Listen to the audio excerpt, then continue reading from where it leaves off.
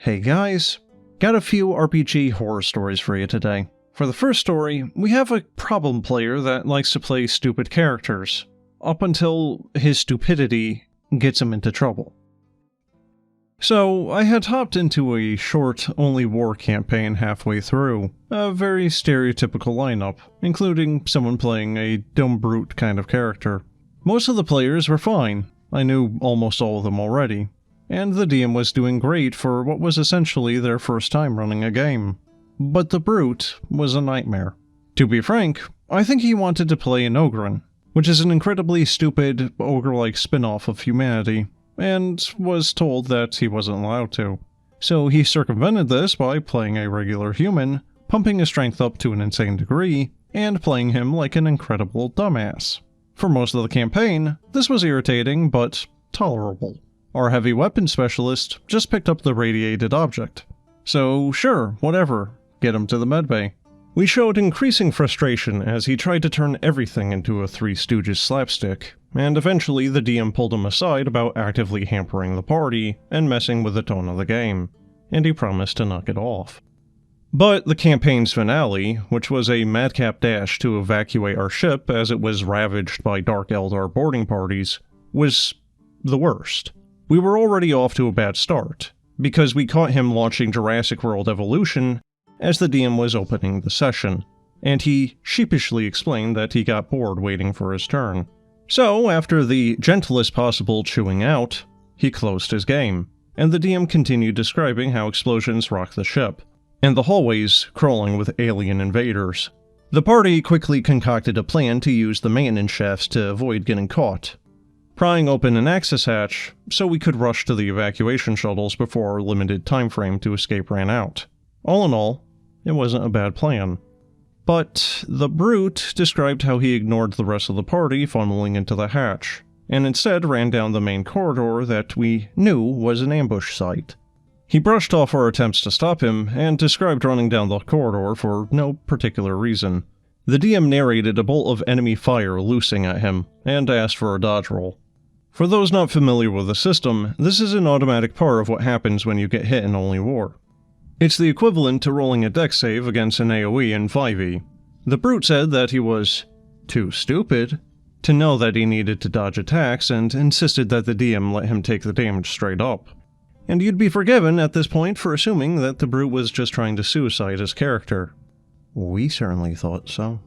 But when the party impassively watched him run down the corridor, they told him not to go down, get shot, and keep running forward. We shrugged our shoulders and turned to leave down the maintenance shaft, and he panicked. He went from, "Ha ha ha ha, I'm too dumb to know what danger is," to running as fast as he could back towards our exit, and taking cover. It turns out that his shenanigans were entirely based upon him assuming that we would throw ourselves into the fire to rescue him from danger that he put himself in. And once he realized that we wouldn't, he remembered what self-preservation was. He managed to escape into the maintenance tunnels with the rest of us, and stayed mostly quiet for the rest of the finale. Sometimes when you have a problem player like this, letting them actually face the consequences of their own actions is the best option, especially if they actually care about their character. But that's it for that one. So now on to the next story, which is going to be about Billy yet again, and this is going to be the last part of it. To address the main comment that I saw in my last two posts about why I didn't just leave the game, it's complicated. Part of it was probably due to not having the biggest backbone like some pointed out. We were all co-workers, so I didn't want to have the stigma of leaving a game hanging over my head at work. I thought of everyone at the table as good friends, and had never left a gaming table due to negative reasons. Finally, I don't have a good gauge on what my tolerance for bullcrap between friends should be.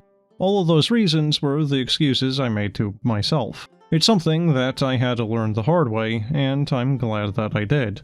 I will not be making the same mistakes again.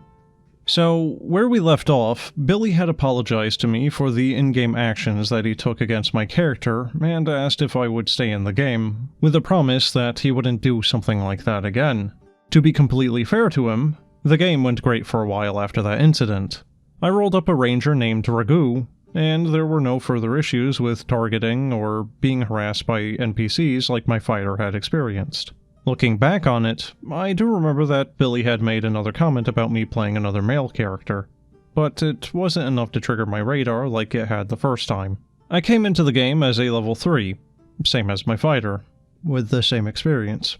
And we had 6 or 7 months of really good sessions where nothing really bad happened. The game itself was going really smoothly, and there were some things that I genuinely liked about it. First, the rules Billy had at the table. While you could bluff other PCs or attempt to steal items from them, the one thing you could never do was influence their decisions. As an example, if a player tried to convince you to follow a specific plan and rolled a perfect diplomacy check against you, you always had the agency to disagree, no matter what your opposed role was. The most that would happen is your PC would think that the plan described to you was really good. I'm not sure if this was raw or something, but Billy just had it as a rule, and I liked it. The plot was really good, if not a little generic, and the metagaming previously shown by the sorcerer seemed to pretty much stop after the monk complained to Billy. There were a few issues early on, however. Although not a horror by itself, something that always seemed to happen is when the party visited a new town, the sorcerer would get some magic item that previously belonged to her grandmother, which was Billy's wife's character from a different campaign.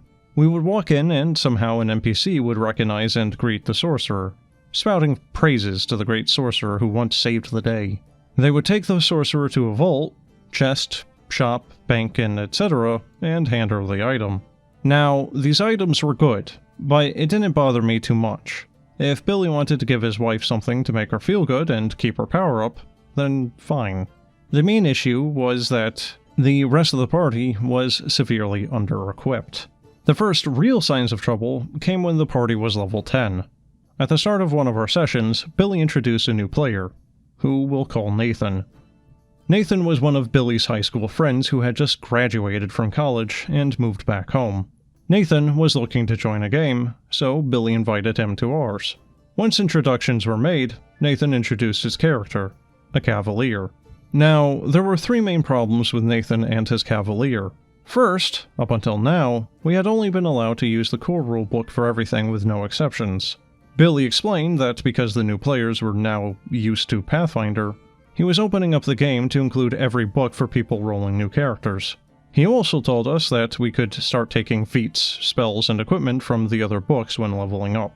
While this was a little annoying, as we had already committed 10 levels worth of progression to core stuff only, overall the table was glad to have access to more things. And as a side note, before talking about the second issue, Nathan is now a really good friend of mine. He's got a good sense of humor, and is really respectful to people's boundaries. As an example, at the end of one of our sessions, he asked me out on some sort of lunch or dinner date, which I rejected. He didn't try to pursue it any further, and we continued in and out of the game as if nothing happened. All that being said, the second issue was that playing with Nathan and his Cavalier was awful. Not only did he bring in some more of the min-max creations I've ever seen, but most RP encounters would turn into combats if his character was involved. Nathan loved making himself involved. An example of this was when the party came across a traveling band, being led by a lute-playing bard. Ragu started to ask the bard about what cities that they had traveled to, and what type of music that they liked playing. And all of a sudden, from the top of a hill, Nathan charged and ran his lance through one of the band members, initiating combat. When asked why he felt the need to murder a non-hostile group of musicians, Nathan responded with a shrug and said something along the lines of, my backstory is that I hate music. Or something. Finally, the third and biggest issue that started to become much more noticeable was our PC's wealth.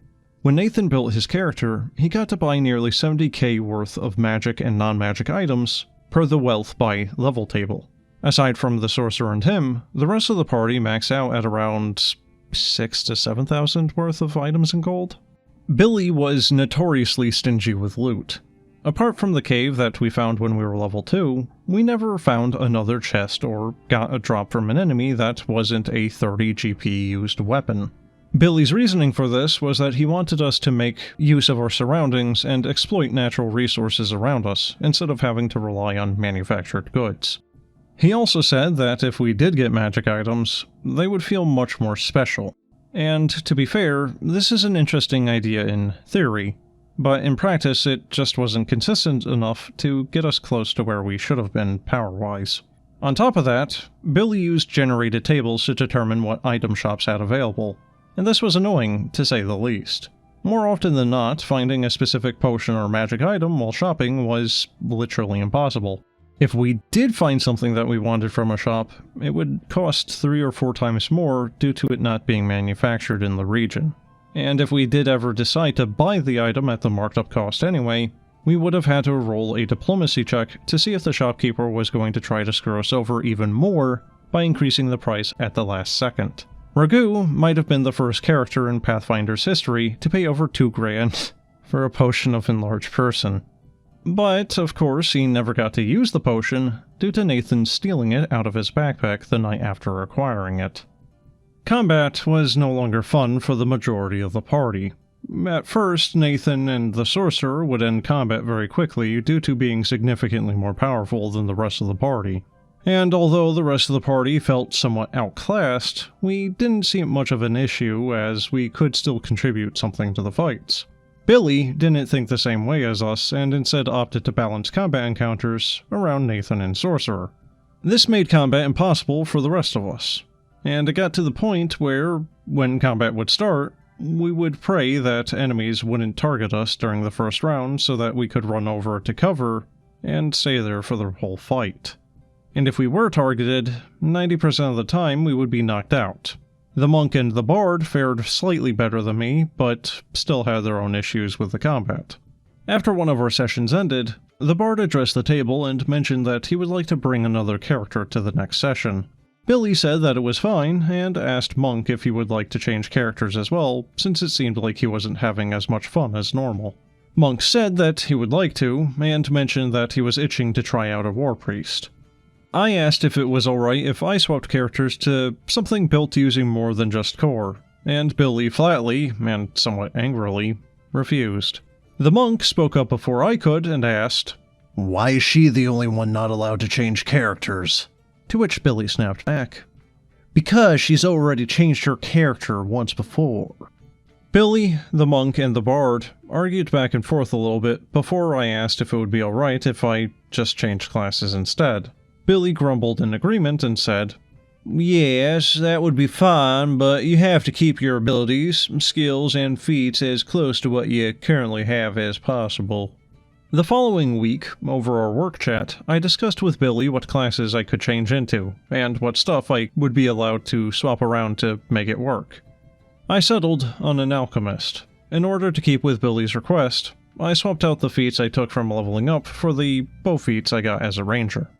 The only big change I had to make was swapping my wisdom and intelligence scores so that I would actually be able to take and use spells. Although this solution was very hacky, Billy approved my new sheet and I brought it into the next session. At the start of the next session, Billy RP'd Ragu being captured and experimented on, resulting in him losing his connection with nature and unlocking the alchemist inside of him. One time skip later, and he joined the party with his new abilities in hand. Ragu was a bad alchemist, all things considered, but with all the buffs available to him, he became pretty deadly in combat after a few rounds of setting up. On top of being able to fly and down a mutagen that greatly increased his stats, he could attach bombs to his arrows, which did a nice bit of damage with his composite bow. The monk and the bard even spent some of their starting wealth and items for Ragu, much to Billy's displeasure. Billy started to become noticeably irritated every time I did something interesting with my abilities to increase my attack. It started out small, like making me repeat math or asking where bonuses were coming from and how I was applying everything to an attack roll. I was also starting to notice that at the start of every fight, every enemy would only target me while I was attempting to buff, completely ignoring the charging cavalier or the war priest in front of them. And it got to the point where I was having to start every combat from the air. This caused Billy to throw a fit and mumble about how overpowered Alchemist's flight was, despite the sorcerer also starting most combats in the air using one of the magical items given to her. The monk, the bard, and even Nathan pointed out to Billy how silly that statement was, and how I wouldn't feel the need to do that if Ragu wasn't singled out every fight. The straw that finally broke the camel's back, and caused myself, the monk, and the bard to quit the campaign for good, occurred over the final 2 sessions. The party was traveling through a broken down temple when we were ambushed by one of the BBEG's armies. Off in the distance, the sorcerer noticed a lieutenant watching the action from afar, and Billy described how he looked like he was taking note of our fighting styles, in what seemed like a report possibly going back to the BBEG's war headquarters. Billy mentioned how this guy looked like the perfect target for the sorcerer to hit, since she noticed that it looked like he was weak to fire, something that she could throw at him from a distance. The sorcerer relayed all this information back to us and said that she was going to try to take him out. Ragu shouted back that he would assist her if her attack failed, to which the sorcerer said back, "Sure, but I'll have you know I never fear fire magic." Her attack hit, doing a good amount of damage, and caused the lieutenant to fly over and pull out a weapon. He gave a quick monologue to the sorcerer about how not many people could hit him, and how she was going to be a worthy opponent. Ragu notched a bomb arrow and shouted, "Aye, she might be a worthy opponent, but she's not alone." My attack hit, causing his HP to drop below 0, to which the sorcerer gave the falling body a peace sign. Out of characters, the players laughed and threw around some comments about how cheesy my one-liner was. Billy, however, was pissed. He stopped the game and demanded that I explain how I was able to apply fire damage to my arrow using a non-magical composite bow. After explaining the bomb arrow ability and showing him the alchemist discoveries I took to enhance my bombs, the conversation turned into a mini-argument. The session ended without ending the combat, and Billy asked everyone to leave their character sheets at his apartment so that he could go over them in detail over the next week. The following week, Billy started the session by saying that he had an announcement. So, after reviewing everyone's sheets, I noticed some pretty big discrepancies. A few numbers didn't add up, and a few people forgot to update things as they leveled up. I went ahead and fixed that. I also noticed that it appears someone might have been cheating by increasing their ability scores in between sessions. You know who you are. Don't do it again. Everyone at the table looked confused as Billy started handing sheets back, and when he got to me, he gave a half smile and said, "Yours was probably the most frustrating to fix." The character sheet that I got back wasn't even close to the one I left. Items that the monk and bard had gifted me were completely removed, and most of my skills were a full 2 or 3 points lower than they were previously. My flying skill was now marked down to a 0. A lot of my feats crossed out, replaced with some of the previous feats that I had as a ranger. And the most egregious change was my intelligence and wisdom scores being reverted back to what they were prior to becoming an alchemist. Hey, why did you make these changes to my sheet? Specifically, why did you put my intelligence back to an 8? Well, if you want to talk about it in front of the table, it's because you were the one who cheated. I looked at your ranger sheet and this is how you had your ability scores. You can't randomly just swap them around as you see fit. But we talked about this before I changed my class to alchemist. I would have never made the change if I couldn't. No, we didn't talk about this. I wouldn't have allowed it. I want you to keep playing with us. We like you here, but you can't cheat like that to give yourself extra damage. Everyone here agrees that cheaters ruin the game for everyone. Okay, so maybe you don't understand, but we talked about this over work chat. It would make no sense for me to switch to this class. I would literally have no spells, no bombs, and lose the ability to do anything but fire a bow worse than any fighter or ranger. I was already a crappy alchemist. Well, then I guess you can't cast. That's not my fault. I don't want to make a big public scene about this, so are we going to drop this now? Alright everyone, let's pick up where this combat was left off. And that was it. I didn't want the table to see my eyes tearing up, or to start crying in front of everyone. So I left the apartment, and sat at the base of the stairs until the monk, who was my ride, came out a few minutes later with my stuff and drove me home. The game didn't have a next session, with most of the players saying how they were suddenly busy, too tired, or flat out didn't want to continue after the awkward scene. For a while, I avoided Billy during work as much as possible. Work life did return to normal by nobody bringing up the campaign or that night again. I left the company a few years after the campaign ended to move back to my hometown. I still keep up with the Bard, Monk, and Nathan, all of whom helped me remember parts of the story as I was writing it. As for gaming, I took a long hiatus. Every time I thought about trying to find a new group, I would get anxious and be bombarded with negative feelings. During C19, however, I got into contact with some of the players from my college days and we started playing 5e online. And we've been going strong ever since. And I even got to try my hand at GMing for the first time. So, overall, happy ending. So, unsurprisingly, Billy was a bit of a vindictive, petty prick up until the very last story. I will say, though, I am mildly surprised that they were able to get a few months without him necessarily being too egregious.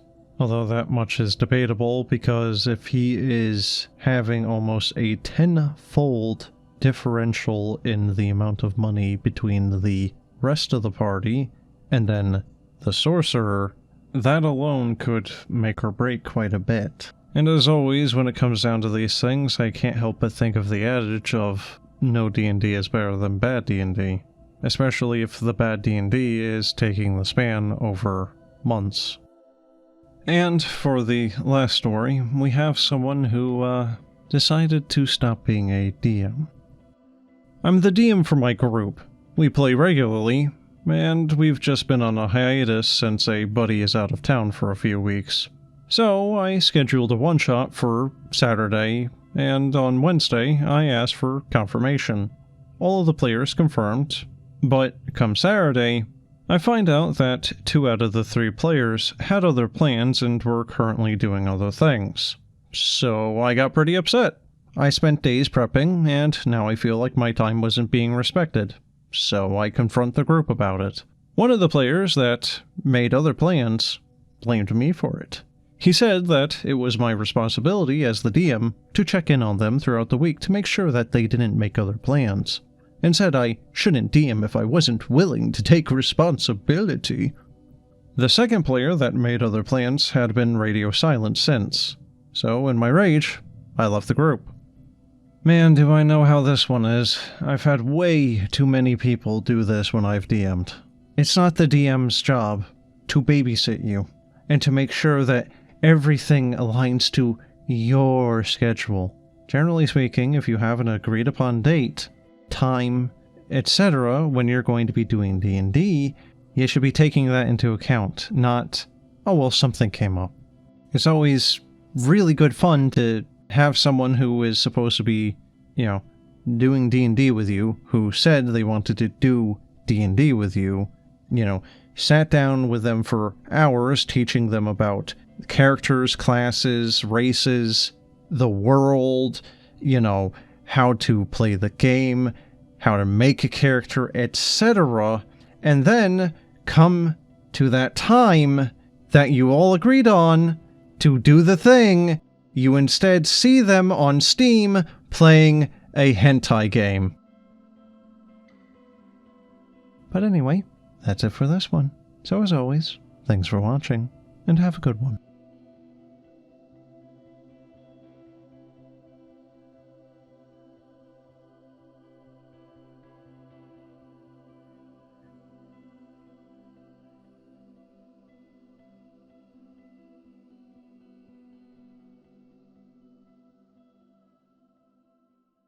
Hey guys, got a few RPGHS stories for you today.